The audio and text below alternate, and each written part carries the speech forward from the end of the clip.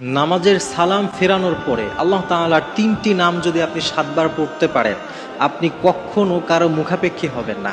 আপনার কখনো দারিদ্রতা আপনাকে স্পর্শ করবে না ইনশাআল্লাহ। আপনার ভাগ্যটা খুলে যাবে যদি মাত্র ৩টা আল্লাহ তাআলার নাম আপনি ৭ বার করে নিয়মিত পড়তে পারেন।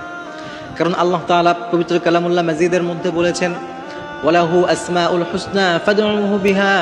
রাব্বুল আলামিন বলছেন তার চমৎকার সুন্দর সুন্দর কিছু নাম আছে, ফাদউহু বিহা, তোমরা সেই নামগুলো ধরে তাকে ডাকো। সুবহানাল্লাহ পড়েন। আল্লাহ তাআলা বলছেন তার চমৎকার কিছু নাম আছে। আল্লাহ যে সিফাতি নামগুলো আছে, প্রত্যেকটা নামের বিশেষ বিশেষ কিছু বৈশিষ্ট্য আছে। আপনি ৩টা নাম আপনি প্রত্যেক ফরজ সালাতের পরে ইকিন এবং বিশ্বাসের সাথে পড়বেন। ১ নম্বর হচ্ছে ইয়া রাজ্জাক, এই নামটা ৭ বার পড়বে। রাজ্জাক মানে হচ্ছে রিজিক দাতা, যিনি রিজিক দান করে। আল্লাহ তাআলা বলছেন ইন্নাল্লাহা হুয়ার রাজ্জাক, তিনি রিজিক দান করেন। তো আপনি ১ নম্বরে আল্লাহ তাআলার ইয়া রাজ্জাক নামটি পড়বেন। ২ নম্বরে আপনি সমাদ নাম আছে, ইয়া সমাদ, এটা ৭ বার পড়বেন।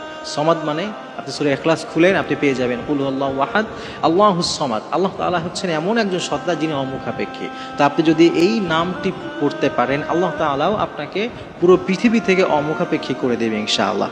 আর ৩ নম্বরে যে আল্লাহ যেই নামটি পড়বেন সেটা হচ্ছে মুজিব। ইয়া মুজিবু পড়বেন ৭ বার।